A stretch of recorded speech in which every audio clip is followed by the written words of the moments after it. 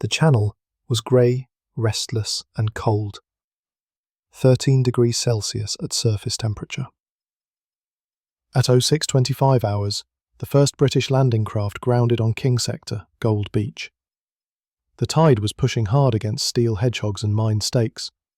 From the horizon to the beach, over 250 LCAs and LCIs stretched in formation, carrying men of the 50th Northumbrian Infantry Division, 25,000 soldiers assigned to storm a 6-mile stretch of coast defended by elements of the German 352nd Infantry Division. Inside LCA 1072, Company Sergeant Major Stanley Hollis, 6th Battalion, the Green Howards, braced against the hull. 31 years old, a trawler worker from Middlesbrough, Yorkshire, married, 2 children, a veteran of North Africa and Sicily. His battalion's operational strength that morning, 784 men. Intelligence estimated German defenders on this sector at 800. The naval bombardment from HMS Belfast and HMS Orion began at 05:30 hours, 2,500 tons of shells in 45 minutes. But the coastal guns of the 352nd Infantry survived almost untouched. Only 7% of known positions were destroyed. By the time Hollis's ramp dropped, MG-42s and 88mm flak guns were already zeroed in. At 06:33, LCA 1072 hit a sandbar 80 yards offshore. Bullets ripped through the surf, striking steel and flesh. Casualty rate for the first wave, 34%. "Move!" someone yelled. Hollis jumped first, water up to his chest, Sten SMG held high. A mortar shell landed 10 yards away, killing 2 men instantly. He didn't look back. His section followed, 11 survivors out of 20. The assault plan ordered D Company to clear the Montfleury battery and advance to the Crépon Road by 09 o'clock, but at 06:40, the advance halted under interlocking fire from 2 concrete bunkers codenamed Casemate 20 and Casemate 21. Hollis scanned the slope through smoke. The arcs overlapped perfectly. He told his men, "Cover me," and sprinted across open sand. Distance, 60 yards. Fire rate, 1,200 RPM. Probability of survival, less than 20%. He reached the slit of Casemate 20, pulled the pin on a number 36 grenade and threw. The explosion echoed down the trench.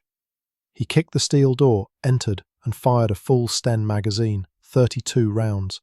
2 Germans down, 1 wounded. 9 more surrendered. Time, 06:47. He emerged, yelled back, "Move up!" and charged the second bunker. Private Stout followed, laying suppressive fire with a Bren gun. Hollis climbed the trench wall, tossed another grenade through the roof vent, then dropped inside. 26 more Germans captured, the gun crew neutralised. At 0700, King Sector finally had a gap inland. By 0730, D Company advanced 400 metres, reaching the road junction at La Rivière. The Green Howards War Diary recorded, "Enemy resistance broken by CSM Hollis, platoon able to continue inland." At 10:20, near Crépon, Hollis saw a German field gun firing down a lane at retreating troops. He seized a Bren from a wounded gunner, advanced 40 yards under fire, and emptied 2 magazines, 120 rounds, until the gun fell silent. 2 trapped men escaped. He returned, unfazed. By 15:30, the 6th Green Howards had advanced 1.1 kilometres, the furthest inland of any Allied battalion on D-Day. Out of 784 men, 462 remained combat effective. The 352nd Infantry lost 700 killed or captured. The battalion's signal log shows Hollis's name 4 times that day, always beside the words, "Enemy position cleared." The London Gazette later printed his Victoria Cross citation on October 17, 1944.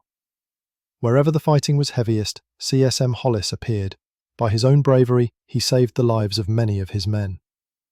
It was the only Victoria Cross awarded on June the 6th.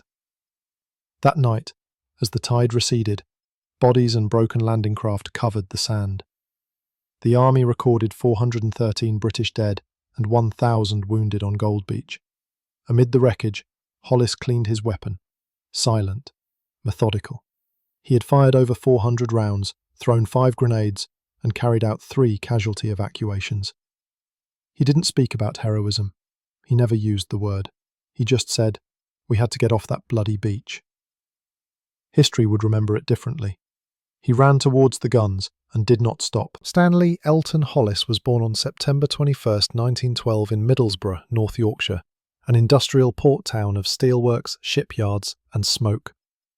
His father Alfred was a labourer at Smith's Dock, where cargo steamers and fishing trawlers were built for Britain's northeast coast. His mother Edith kept the house warm with coal she hauled herself. By 1920, Britain was deep in post-war recession. Unemployment in Middlesbrough reached 23%. For working-class families, education ended early. At age 14, Hollis left school and joined the Merchant Marine. He served on trawlers out of Grimsby and Hull, fishing the North Sea in conditions as dangerous as any battlefield. Ice formed on the deck rails, nets snapped fingers. He learned the discipline of hard weather. No complaints, no hesitation, just the next task done fast. When he came ashore in 1930, the Great Depression had hit Britain. Shipbuilding orders fell by half. Hollis found work wherever possible, driving lorries, unloading coal, repairing engines.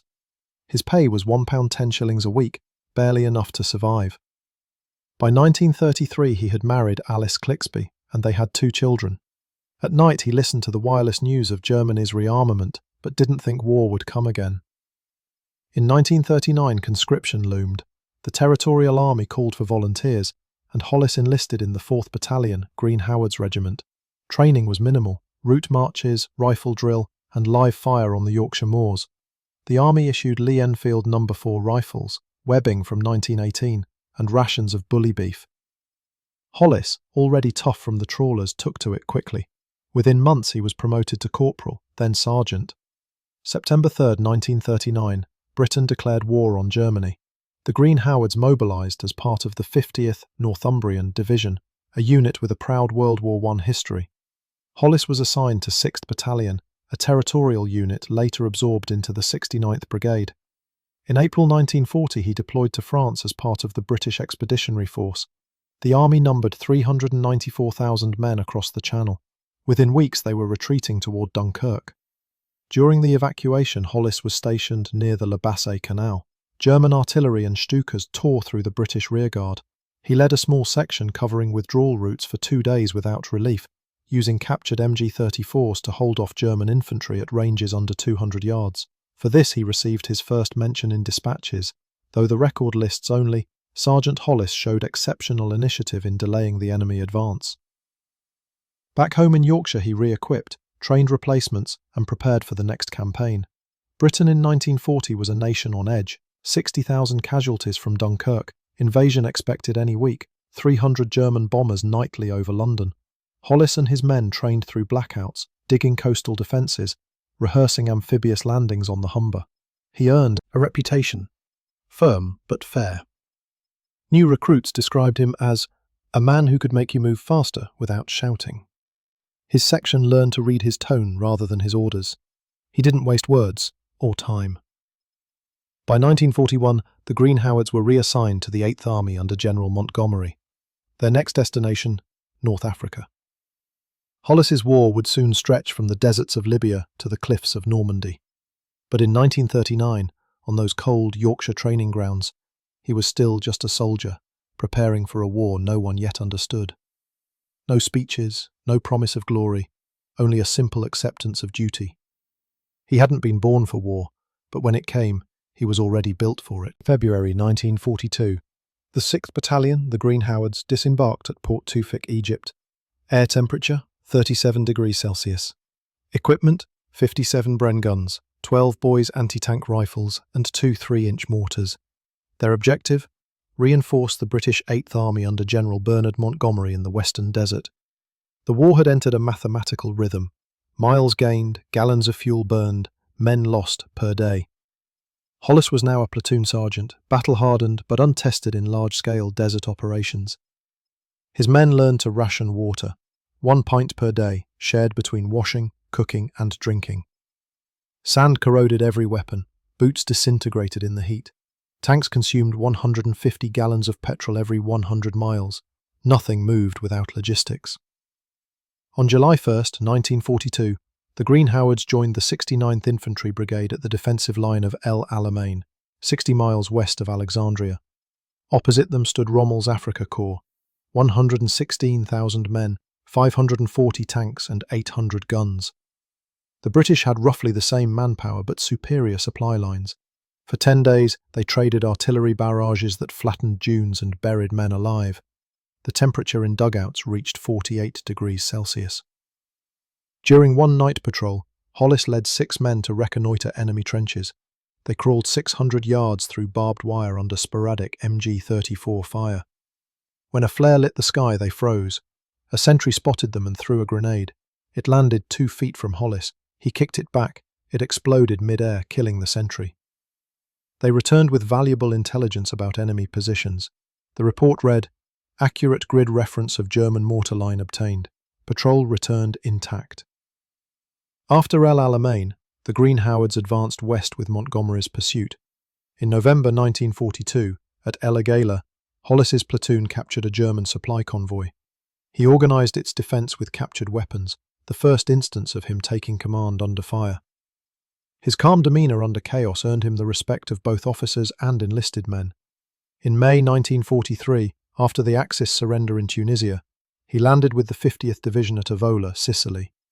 Operation Husky had begun, the largest amphibious invasion yet attempted. The division faced the 15th Panzer Grenadier Division along the Catania Plain. The Sicilian heat was deceptive. Malaria and exhaustion caused more casualties than bullets. Hollis kept his men moving, forcing them to eat, drink and sleep in shifts. At one engagement near Solarino, his platoon was pinned down by an Italian strongpoint.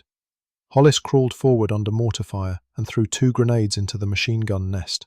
The post fell silent. Official after-action notes list 2 enemy MGs destroyed by Sergeant Hollis's section. He refused to mention it in his personal record. By the end of the Sicilian campaign, the 50th Division had advanced 125 miles in 38 days. Casualties, 426 killed, 1,086 wounded. Hollis was promoted to Company Sergeant Major. His leadership file dated September 1943 states, "Exemplary initiative, tactical awareness above average, maintains discipline without reliance on authority."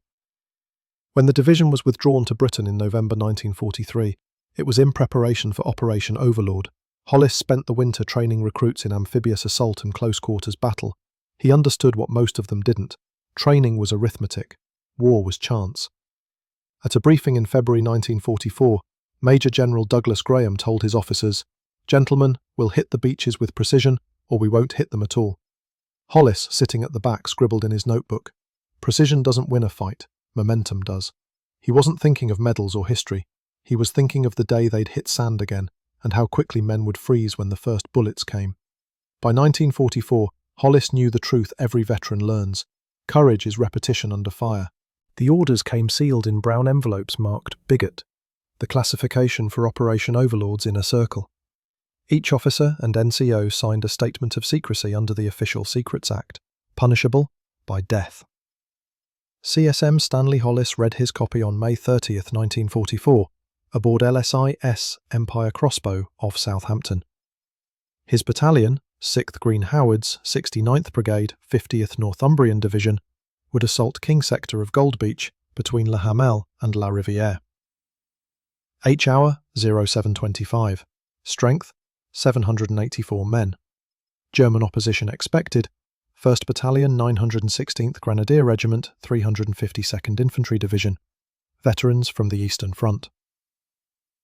At 0530, naval bombardment began. HMS Belfast, Orion and Ajax fired 600 rounds of 6-inch shells into the coastal guns at Montfleury.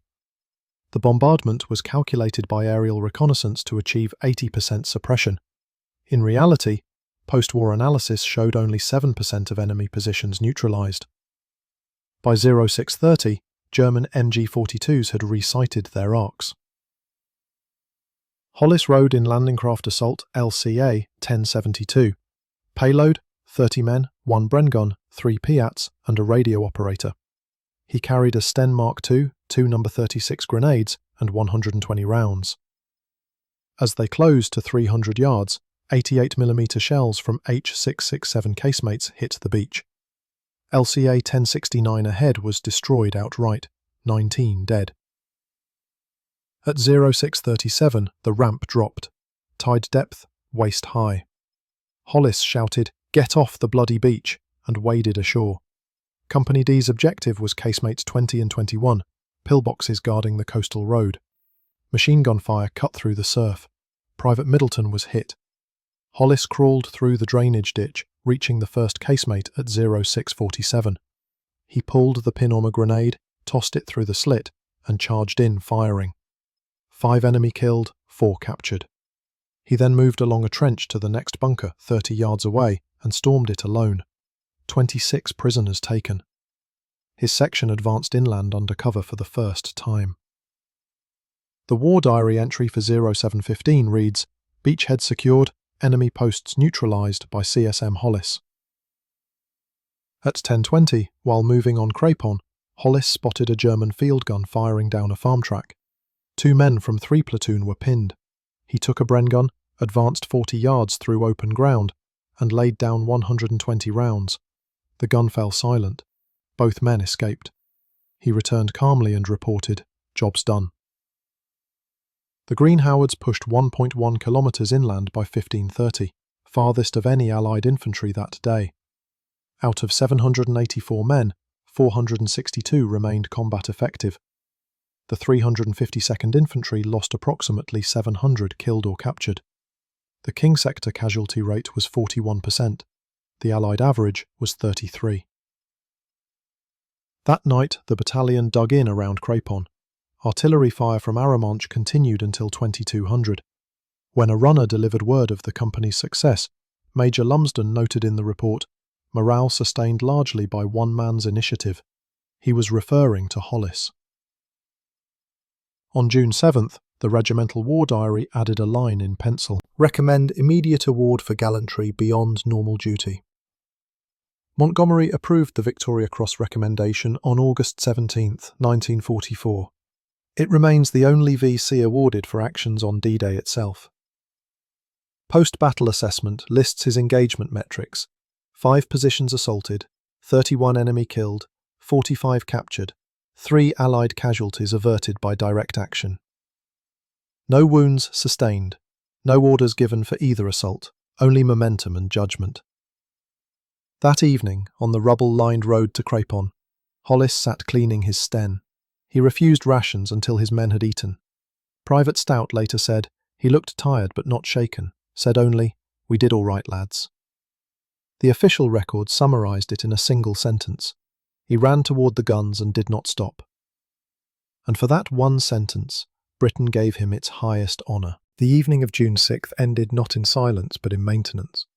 Between 2200 and 0300, the 6th Green Howards dug defensive pits around Crepon, while Royal Engineers cleared mines from the road to Arromanches.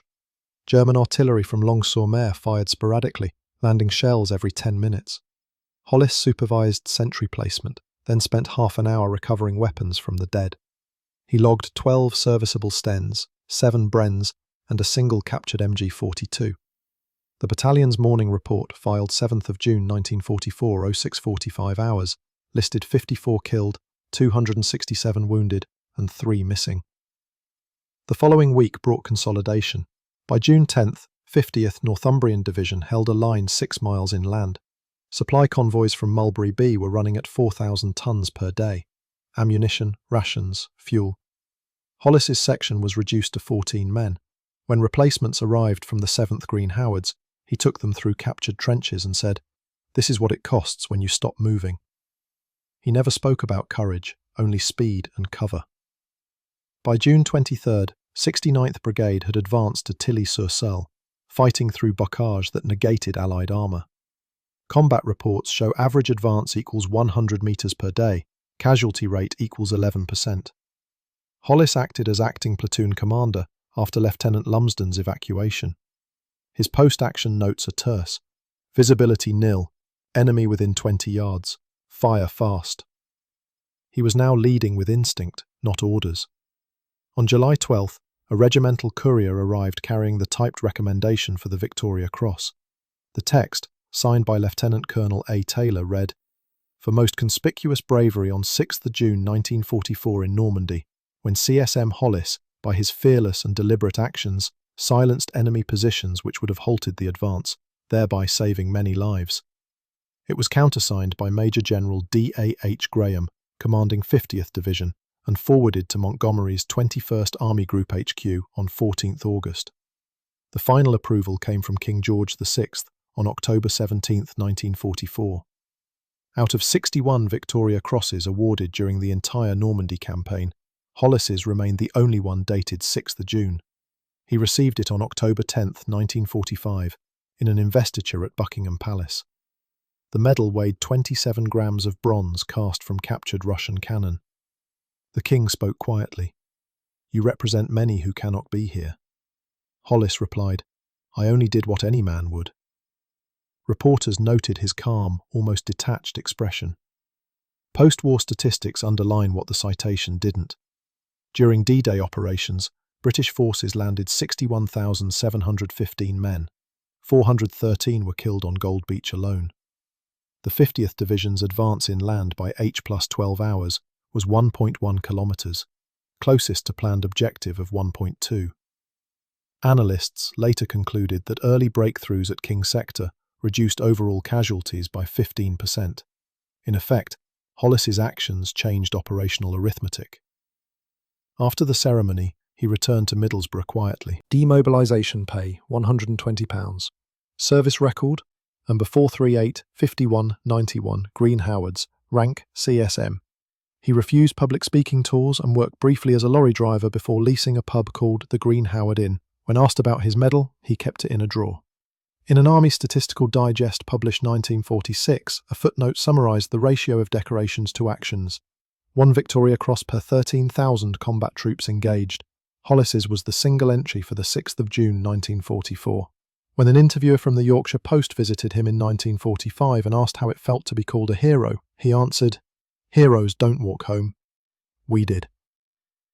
His war ended in a palace hall lined with medals, but for him it had already ended on the beach, at 06:47, when the last gun went quiet. Demobilisation papers for Company Sergeant Major Stanley Elton Hollis were stamped on February 1, 1946.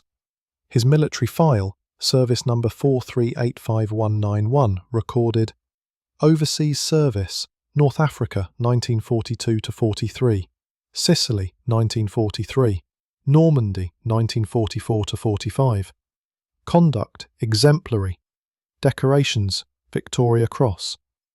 He was 33 years old, discharged with a total of 6 years, 103 days of active service. Like thousands of veterans returning home, he arrived in a country exhausted by victory. Rationing still in force, housing short, coal output down by 15%. He took a small demob grant, £120 in back pay and a civilian suit issued at York Barracks, and returned to Middlesbrough. The local paper announced him as Our VC, but neighbours soon learned he disliked the title. He bought a lorry, tried hauling scrap, then took the licence for a pub on Linthorpe Road. He named it the Green Howard. He rarely mentioned the war. When asked by patrons about Normandy, he said only, "The sea was rough and the lads were good." The British Legion invited him to annual parades. He attended, but never marched at the front.